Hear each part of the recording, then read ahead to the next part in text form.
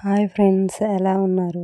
నేనైతే బాగున్నా. ఇది వచ్చేసి బాలామృతంతో వడలు చేద్దాం రండి. ముందుగా సన్నగా కట్ చేసుకొని కొబ్బరి మిక్సీకి పట్టుకోవాలి. తర్వాత యాలకులు, కొబ్బరి పిండిలో కలుపుకొని ముద్దలాగా కలుపుకోవాలి. తర్వాత ప్యాన్లో నూనె పెట్టుకొని వడల్లాగా చూసి వేసుకొని అంతే ఫ్రెండ్స్. నచ్చితే లైక్ చేయండి, షేర్ చేయండి, సబ్స్క్రైబ్ చేసుకోండి.